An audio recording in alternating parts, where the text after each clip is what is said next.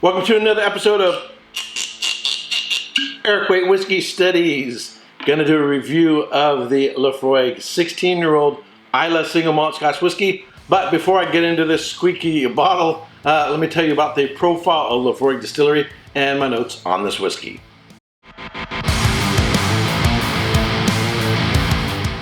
Laphroaig Distillery is located on the south coast of the island of Islay in Scotland. Laphroaig Distillery is named after the area of land on the head of Loch Laphroaig on the south coast of the island of Islay.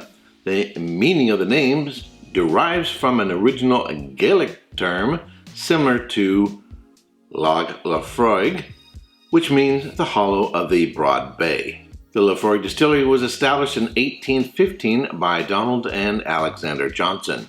One of the most notable owners of Laphroaig Distillery was Ian Hunter, who took over the distillery in 1927. He doubled production and took Laphroaig to U.S. markets.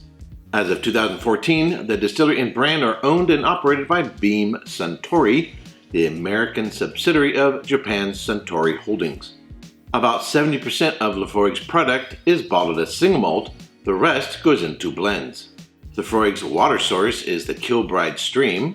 Laphroaig Distillery has 2 malting floors producing 20% of its own maltings, peated at 40 to 60 ppm.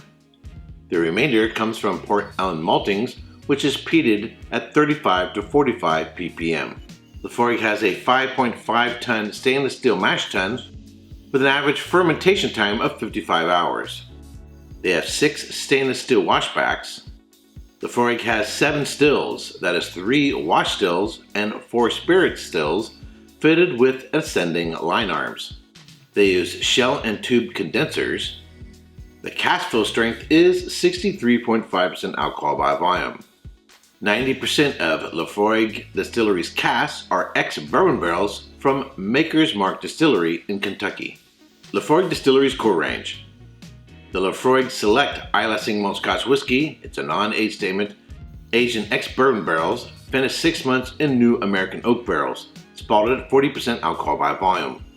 The Laphroaig 10-year-old Islay Single Malt Scotch Whisky spends 10 years in ex-bourbon casks, bottled at 43% alcohol by volume in the USA, 40% alcohol by volume in the UK.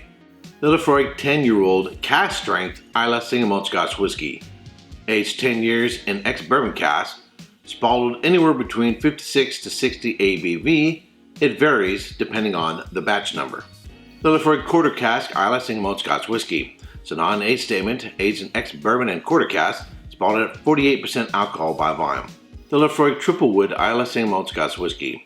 It's a non-age statement, aged in ex-bourbon, quarter cask, and Oloroso sherry cask. It's bottled at 48% alcohol by volume. The Laphroaig Lore Islay Single Malt Scotch Whisky. It's a non-age statement, but it's said to be aged from anywhere between 7 to 21 years. In ex-bourbon, European oak, and Oloroso sherry cask. It's bottled at 48% alcohol by volume. The Laphroaig 25-year-old Islay Single Malt Scotch Whisky. It's aged in Oloroso sherry cask, ex-American bourbon barrels. It's bottled at 45.1% alcohol by volume. There's also a cask strength version, which is bottled at 52% alcohol by volume. Laphroaig Distillery also has numerous limited releases, such as the Carchis and the Laphroaig 16-year-old Islay Single Malt Scotch Whisky.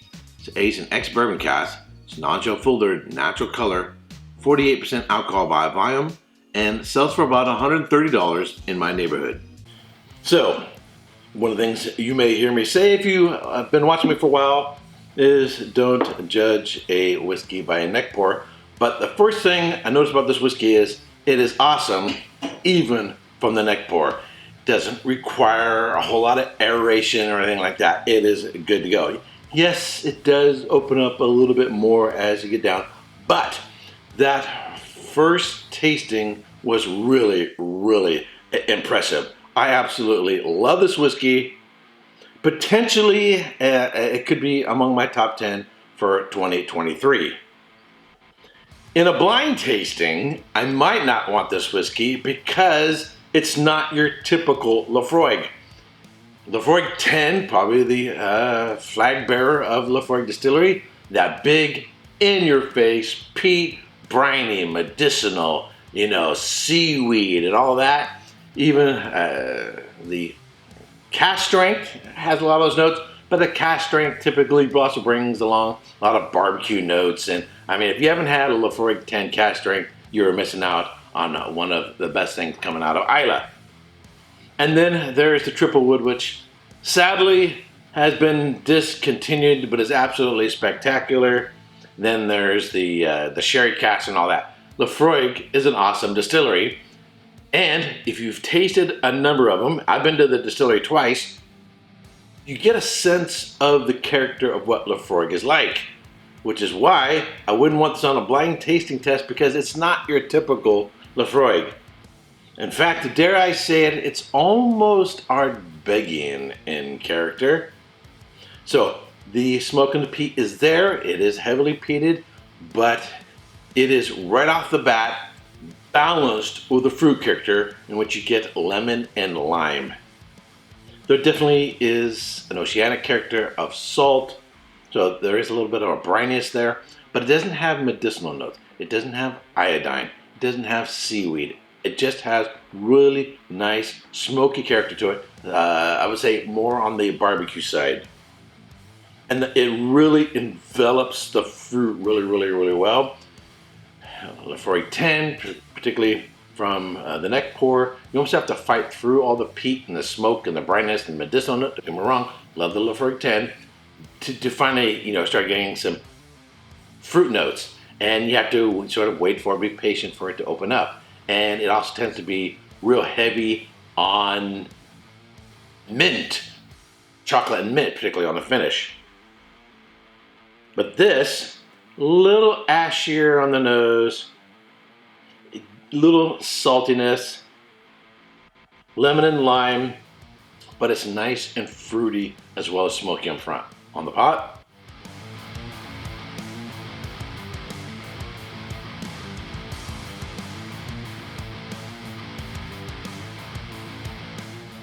it does have the Laphroaig smoke grab, for the lack of a better term, that sort of in your face, hey, I am freaking Laphroaig. I'm nobody else. I am Laphroaig. It does have that character there, but not with the iodine notes, not with the medicinal notes, only with a roaring fire smokiness, that sort of character of Laphroaig. It is sweet up front, salty on the finish, and I would say a little bit savory in the mid palate.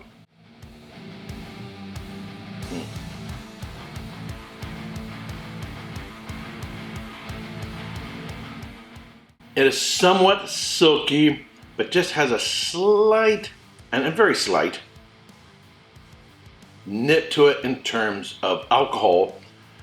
And yeah, I enjoy a silky texture on a whiskey, but I also like a whiskey that says, hello, I'm not 40% ABV. Hello, I'm not 43% alcohol by volume. I have a backbone to me, and this one definitely has it. I like the transitions, starting off sweet, going a little bit savory in the middle, and then finishing a little bit salty, and that sort of lingering fruit enveloped with a lot of smoke on the finish. So I like that it's both sweet and savory, a tinge of ashiness on the back end going to the finish, and it does have a slight mint character, but nothing like the 10-year-old. It's just, just sort of a little whiff of mint on the back end. I like the mouthfeel, I like the depth, I like the breadth of the whiskey. I absolutely love it. I absolutely love it. There's a lot of ways in which this reminds me of an Ardbeg. However, there is a certain indescribable element to Ardbeg that I don't even know how to define it. It's just sort of an Ardbegginess. If you go side by side with this and an Ardbeg, which I'm going to do in another video, I'm actually going to put this up against the Ardbeg 19-year-old Trayvon, because I think it's that good. And yet, obviously, if you're familiar with the Trayvon, there's a huge price difference. But I'm going to do that in another video. But what I'm going to give in terms of a score, definitely, from everything I just described to you, definitely carries it over 90 points. It's, you know, I'm going 93 points. I'm probably going 93 points. It's not quite the 95. I think it's better than a 92. An absolutely fantastic whiskey. And I don't know how much it costs in your neighborhood. I'm paying $137 plus tax US dollars for a 750. I think it's worth it. If you can get one, grab it. If you are a big Laphroaig fan and that's your favorite distillery on Islay, I think you're going to like this. But I think this is not your typical Laphroaig. If you've never had Laphroaig and this is the first thing you're going to taste from Laphroaig, and then you're going to taste one other ones, you're going to be surprised because this is, again, as I said, not your typical Laphroaig, but absolutely a spectacular whiskey. So if you see it on the shelf at a store and you can afford it, I highly, highly recommend it. Alrighty, if you like watching my videos and you've not yet subscribed, and actually subscribe, ring the bell to be notified when I go live or post a new video. Until next time, cheers. Hey, don't forget to subscribe and check out these other whiskey videos.